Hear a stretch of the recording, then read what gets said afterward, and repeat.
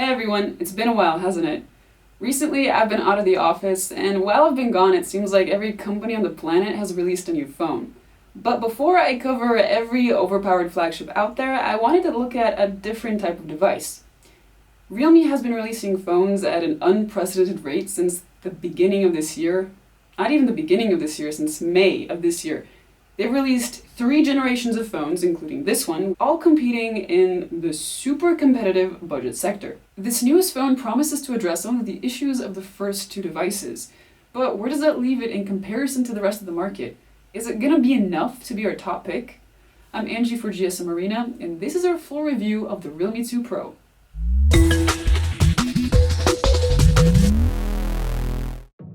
Even though this is a budget phone, it doesn't look cheap. There's a limit to how much Realme can change each generation since their release schedule is so short. So one of the most effective ways they differentiate their new phones is using aesthetics. And true to form, the back has a gorgeous new paint job that catches the light, especially in the ice lake color. On the front, the phone has slim bezels and an elegant water droplet notch. It holds the selfie camera and a tiny earpiece. You can't hide the notch, but it isn't very obtrusive. You can also choose whether it cuts into full-screen content or not, depending on the app, so you can game with the notch and watch videos without it, or vice versa. I can only hope other manufacturers get inspired by these options. The Realme 2 Pro feels nice in the hand and has a solid weight, despite being made of plastic. Entirely of plastic. Yeah, that includes the steel-like paint job on the edges of the phone and the glass-like back. Unfortunately, despite attracting fingerprints like a glass phone, the back lacks any Gorilla Glass protection against scratches, so we recommend using the case included in the box. There's no waterproofing either, but honestly, I'd be shocked if they included it at this price point. It would have been less surprising if they'd included NFC, an IR blaster, or USB-C port, but we're out of luck. Hopefully, we'll move past the micro USB port with the next generation and maybe get NFC in the generation after that. What you do get is a quick face unlock with 120 recognition points and a fingerprint reader that's just as fast. The face unlock isn't quite as secure as Apple's, but you can't fool it with a picture. Even at first glance, the screen is much improved. It's large and the 6.3-inch IPS LCD has a 1080p resolution. It also has a decent pixel density, and if you opt for a warmer color temperature and settings, it becomes very color accurate for its class. The panel gets nicely bright at more than 530 nits and is perfectly usable outdoors.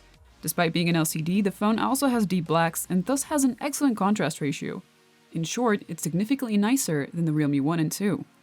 With its 19.5:9 aspect ratio, it's a tall phone and can be a bit of a stretch if you're swiping from the top. However, it's not impossible to use, and the thin bezels help it from becoming too bulky for comfort. The Realme 2 Pro has a single bottom-firing speaker with very good loudness and good quality, though with a focus on midtones. Like many in the lower mid-range, the device still has a headphone jack. In our lab test with headphones plugged in, we did see some distortion at higher levels, but output is still decent. Sadly, there's no FM radio, so you'll have to use your data or store songs on the phone itself. Thankfully, it comes with a decent amount of base storage, and it supports up to 256GB with a microSD card. The Realme 2 Pro has a smaller battery and a more powerful chipset than the Realme 2. So, unsurprisingly, it has a much lower battery endurance. However, considering the Realme 2 had monstrously long battery life, the 2 Pro still scored an excellent rating on our proprietary tests, and it will last you ages. Sadly, there's no quick charge, so when you do eventually run out of battery, you'll have to be patient for it to top up. The Realme 2 Pro uses a Snapdragon 660 chipset that's slightly underclocked. This makes it a bit slower than phones like the Xiaomi Mi A2 in benchmarks, but in real life, you don't really notice a slowdown and the phone never heats up or throttles. The phone comes with either 4, 6, or 8 gigs of RAM, and the latter 2 options should prevent a slowdown over time and prevent hiccups while multitasking. Software-wise, the 2 Pro comes with Oreo 8.1 and ColorOS on top. This is a familiar UI to anyone who's used an Oppo phone in the past, but fans of stock Android will be disappointed. Making matters worse, there's no theme store, which means you're stuck with the default theme, and the lack of app drawer unless you install a third-party launcher like Nova. When I tried it, it worked, but it was difficult to gauge how to swipe for currently open apps and how to swipe for the app drawer. Still, despite being feature-rich, the UI doesn't feel very laggy, and the navigation gestures feel very intuitive. I much prefer them to navigation buttons, and they make the phone less cumbersome to use. Swipe up for the home screen, swipe and hold for recent apps, and swipe with 3 fingers for split screen mode. Not every app works in split screen mode, but important ones do.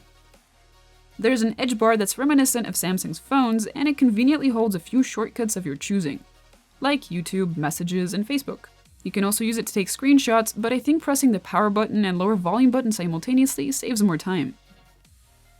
The UI's phone manager handles memory cleaner functions, security, and encryption, but you won't need to use it most of the time. If you're into gaming, the 2 Pro also has an improved gaming space, which lets you handpick performance modes and notification options. Realme hasn't ignored the camera, and you'll find quite a few upgrades there too. The dual camera setup now features a brighter f1.7 main lens with an upgraded sensor. In daylight, photos are sharp with plenty of detail, excellent contrast, and nice colors. The dynamic range isn't the best, but that's where the HDR comes in especially handy. Photos are sharper and less noisy than on the Realme 2, and low-light shots in particular were massively better. While they aren't the best we've ever seen, they're still excellent for this class. In portrait mode, subject separation worked well, and portraits were quite decent. The portrait lighting modes, however, were less convincing, so you can just skip them. If you're into video, 4K videos aren't bad, but they are not amazing. They have very good contrast and color reproduction, but detail is average and dynamic range is even worse. 1080p footage is similar quality-wise, but it has the added benefit of electronic image stabilization. On the front, there's also a new 16-megapixel snapper. Selfies have more than enough detail, good sharpness, and nice colors. There's a HDR for the mediocre dynamic range and a respectable simulated bokeh. Oh, and there's a large number of stickers, although some of them had strange English. Where the Realme 2 inspired doubts, the Realme 2 Pro seems to have solidified its place as the budget phone to beat. It has a lower price than its competitors while offering a better screen, better performance, a better camera, and even more storage. Sure, it doesn't have every feature out there, but for its price, it's a beast and I easily recommend it. Thanks for watching. If you enjoyed this video, hit the like button down below and subscribe and hit the bell icon to get our latest tech reviews as soon as they're out. See you next time.